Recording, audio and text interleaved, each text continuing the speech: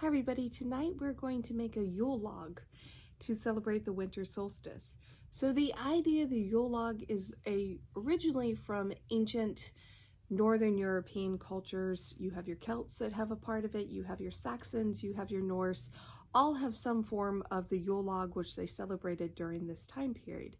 So the winter solstice was the longest night and the shortest day, and so that energy of reminding the sun that it can come back, it can bless us, the hard times of the night that would be illuminated and that the family would be blessed, was kind of the idea of what the Yule log was about. So in ancient times, what they did is they would bring this big, huge tree trunk into the house and they would put it in the hearth. And that hearth was the main fireplace of the household. And this was usually gifted. This was not something that the family would buy for themselves. So a lot of times neighbors would exchange big, huge pieces of wood, and they would share them with their neighbors in their communities. So this would be lit on the night of the winter solstice, and it would burn all the way through the night. So it had to be a pretty good size to keep them warm and keep the place lit. And so the tradition of having a lighted something throughout the winter solstice has carried on till today. Now the Celts did something a little bit different. They would burn it over the 12 days of Christmas, 12 days of the holiday. That's where this comes from. In the tradition of the Celts, they felt that the sun was standing still at that time period, and so burning the log would remind the sun to restart back and to come back to us and bring back all that light and energy and to scare away the darkness. And with it, it brought good luck. In the Norse, the word Yule actually comes from wool, which is wheel.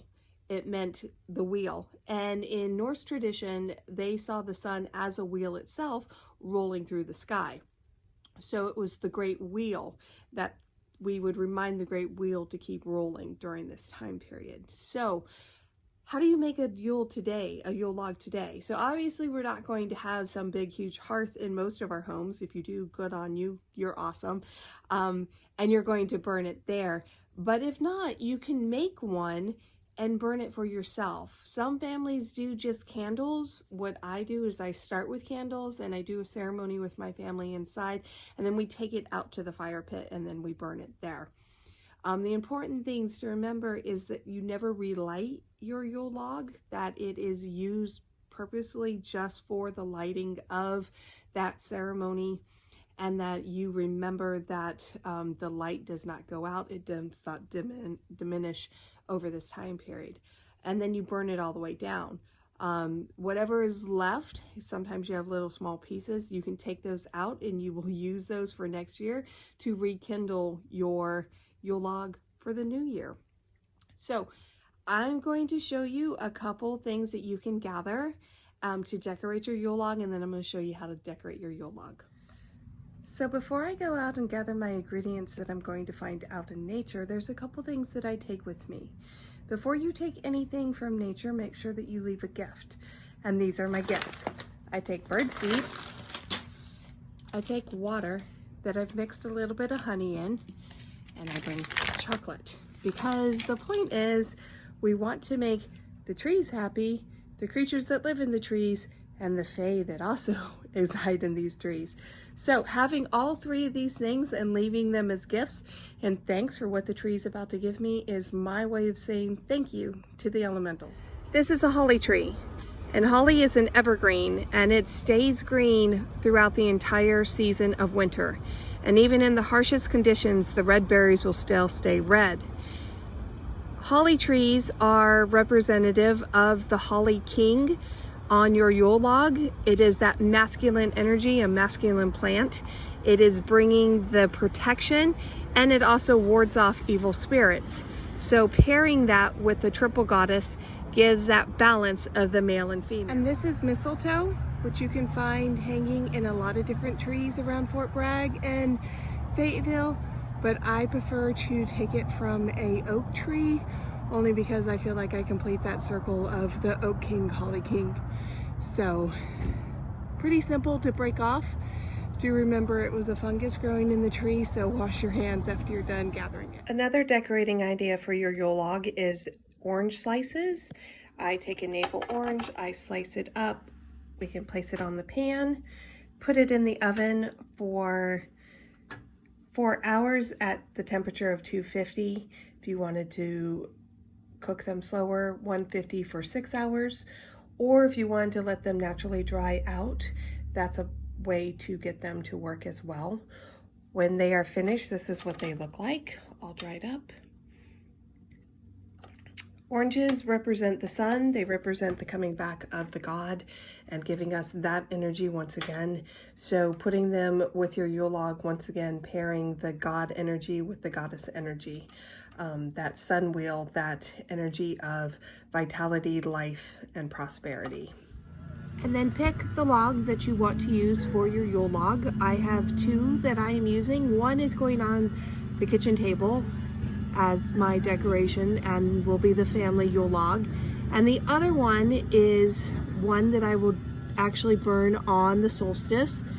So cut them to an appropriate length that you want them to be. And as you see, this one's, here's my hand, it's about 2.5 hand lengths. The other one is about 1.5 hand lengths.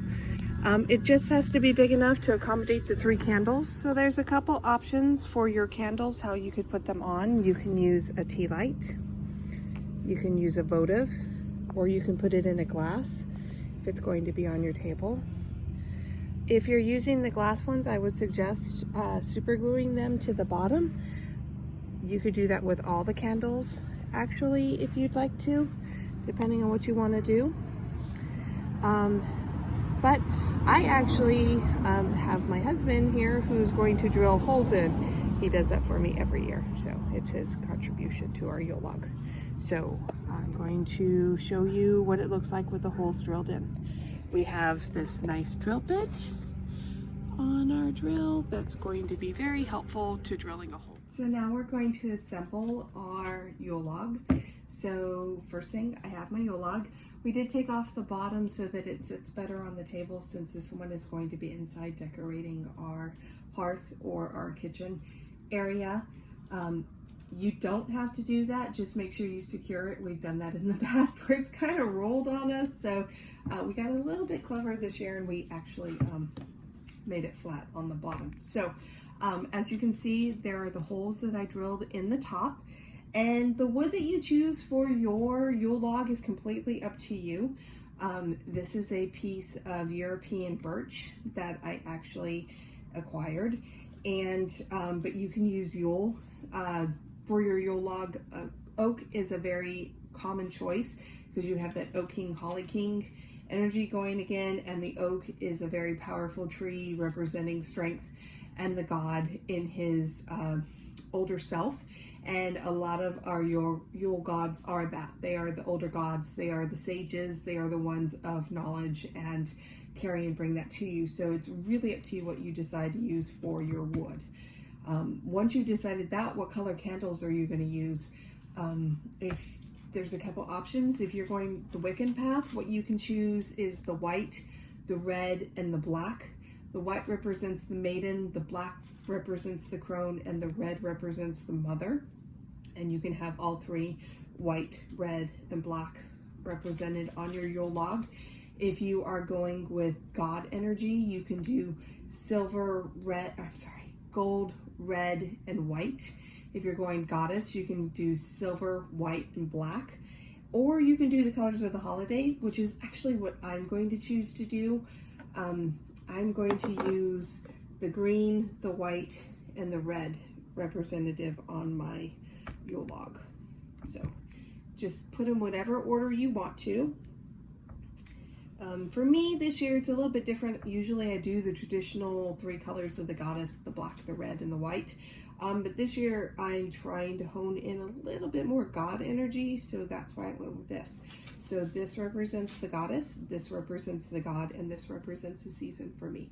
That purity, that bringing back into the light, that energy. And since my god is a wild god, the green and the red because of the mother. So, because my goddess is a mother goddess. So now that you've already done this, you see they sit very nicely here. When you go to burn your Yule log, once again, once you start the fire, you can't put the fire out or relight it. So I will start this in the house and I will take this whole thing outside and then burn it in the fire pit with a piece that I saved from last year to rekindle the entire log itself. But once you do this, now what do? Now I can decorate it. We've gathered a couple things. I gathered mistletoe, I gathered holly, and I also gathered evergreen off of my Yule tree in the living room. There's always those couple branches at the bottom. I ask them not to cut that off. I bring that home and I use it myself. And I use that for decorations for my Yule log. So I actually start with the base of it being the evergreens. Once again, evergreens represent that eternal life, that nothing can be taken away, nothing can be destroyed, that everything will return no matter how dire or despairing things look.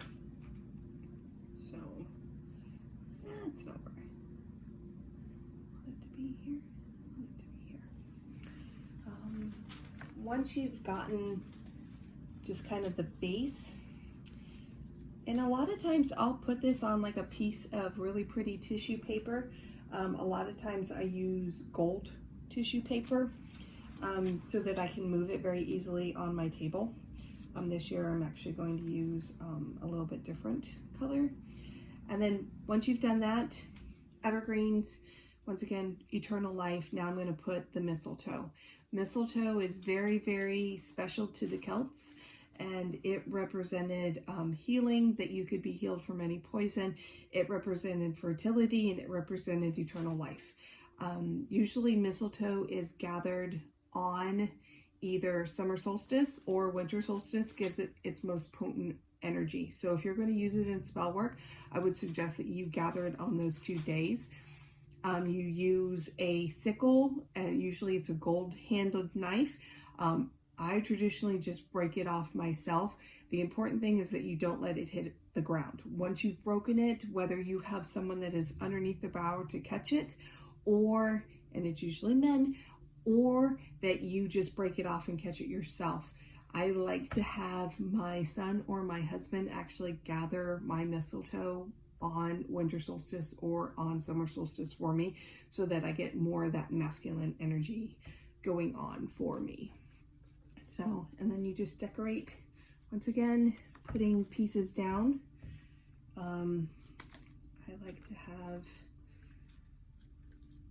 it all over. Be careful with the mistletoe if you have animals in your house that can get to it, that you are making things safe. If you have babies, don't have mistletoe just laying out. It can be very poisonous to littles and to animals. So once I have that, then I come with the holly. And the holly, once again, I talked about earlier, holly represents protection and all that masculine energy. It's the Holly King once again, all that energy, with him bringing that vitality to my Yule log. And then I'm just going to put this piece right here in the front. And then I also did orange slices this year. I dried them so that I could remind myself. This is a very Germanic tradition of drying oranges and putting them on your tree. You put them with clove and cinnamon, and you actually do natural garland with them. So I'm going to bring these in here as well and decorate my Yule log. So once you're done and you're very happy with your Yule log, have it displayed out on the night of winter solstice. Celebrate with the family around it. I traditionally put mine on my table because of that hearth energy, that energy of the entire family sitting around enjoying a meal together with it. And I'm going to take a picture of this so that you can see it. If you want, I can put you above it so you can kind of see it, how I did it. And that's my Yule log. So Happy solstice. Everybody have a great winter solstice. Stay warm, stay healthy, stay happy, and I'll see you in the new year.